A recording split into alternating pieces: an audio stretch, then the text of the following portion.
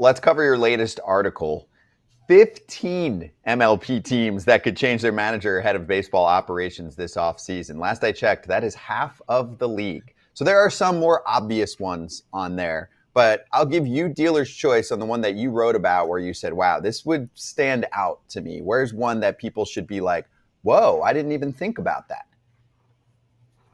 I would say pretty much all of these have been thought about.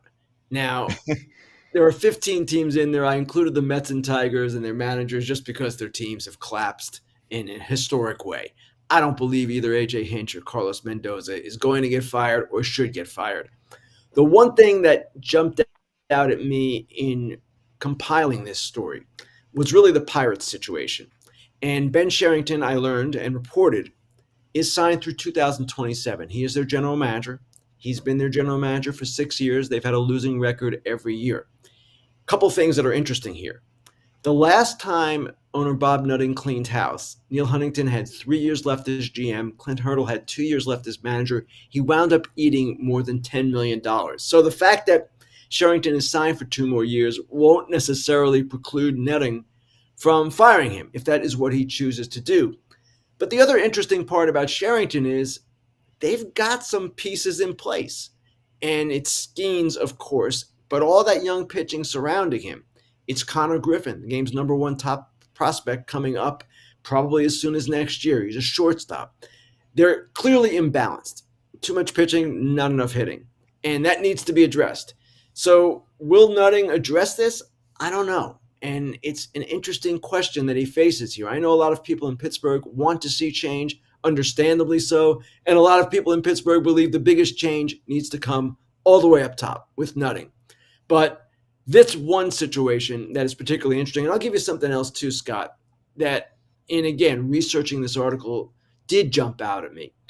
The fact that teams like Colorado and Anaheim, which might seem obvious, teams that are headed for change, they might go for short-term solutions or no solutions at all because of the concern of a lockout coming in 27. Why commit long-term when we don't even know what's going to happen in 27? That might seem self-defeating in many ways. You got to fix your team, right? But owners think differently than you and I often, and they might be thinking along those lines. Like Colorado, if they were going to fire their GM, and they still might, probably should have done it already and started their search, much like Washington did. But maybe their owner, Dick Monfort's thinking, you know what? I'll stick with Bill Schmidt for one more year, Warren Schaefer for one more year, and then once 27 is resolved, I'll figure it out.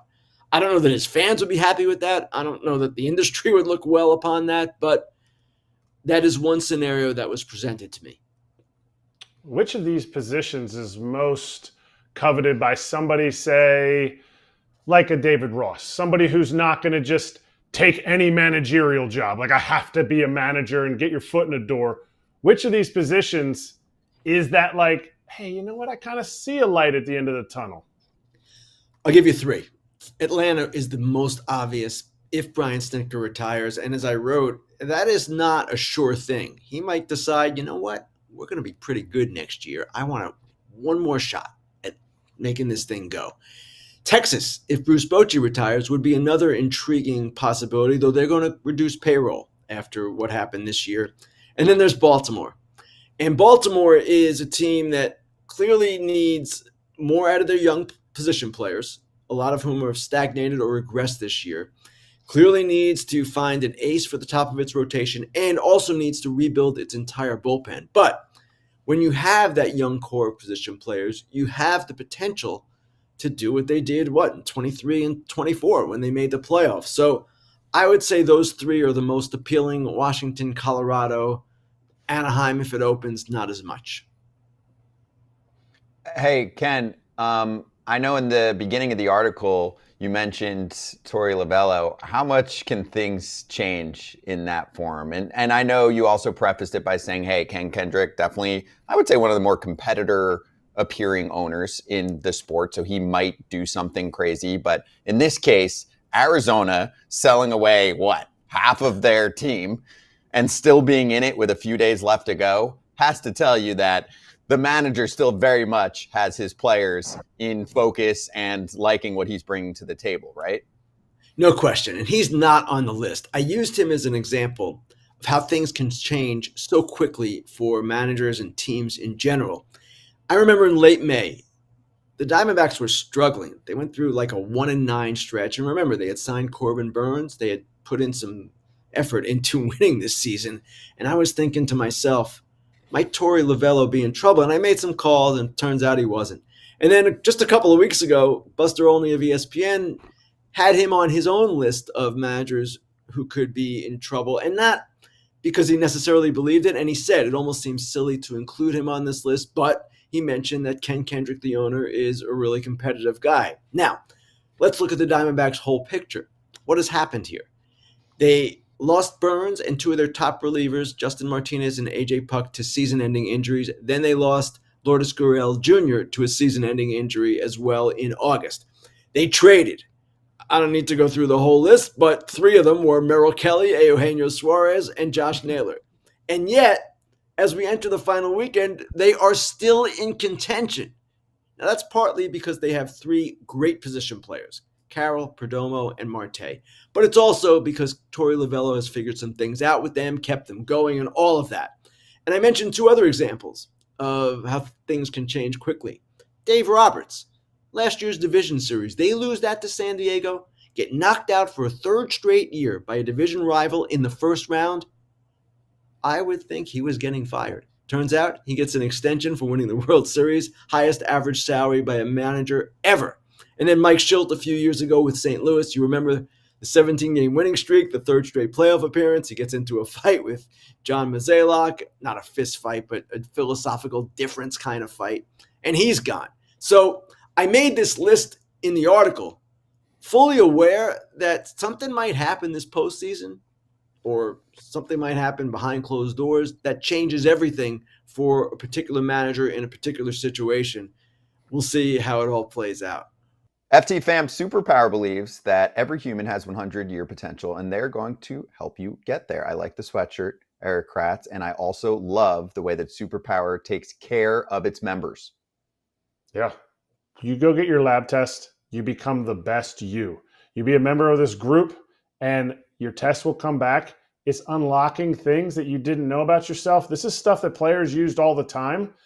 You can do it now too. Exactly, Kratz. How many of you have gone to a doctor's appointment? You get the classic, oh, you're fine, or just drink more water. No real data, no real game plan. With one simple blood draw with Superpower and over 100 biomarkers, that is way more than what you'd usually get, and it unlocks so much more about your own body. Head to superpower.com to learn more and lock in the special $199 price while it lasts. After you sign up, they'll ask you how you heard about them. Please make sure to mention the FT podcast to support the show. Your biology decoded, your blueprint activated with Superpower. Isn't there an expectation for some clubs over other clubs? Like, oh, it's neat that the Guardians are making the playoffs.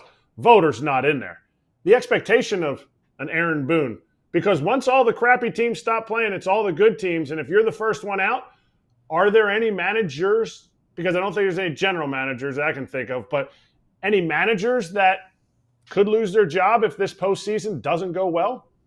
Well, I mentioned two, and Aaron Boone certainly would be one if indeed they get knocked out early. And I'm not even sure then he would get fired. He's so close with Brian Cashman, the GM, so well thought of by their owner, Hal Steinbrenner. I know fans have wanted him fired, as I wrote in the article, 627 times already, but it hasn't happened, and it would take a lot for it to happen.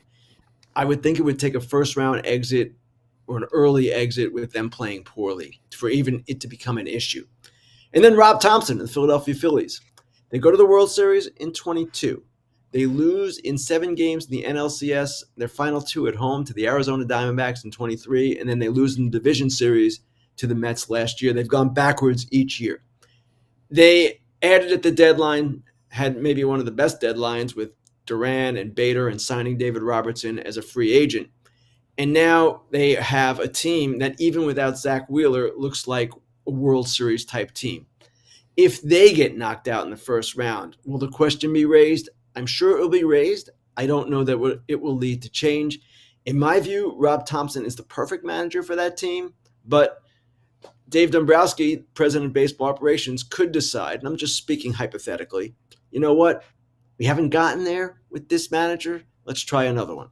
I don't know who it would be. I don't know what logic there would be behind that, but these are the kinds of things where at least the questions would be raised. I'm not sure that they would lead to anything, but yes, there would be noise.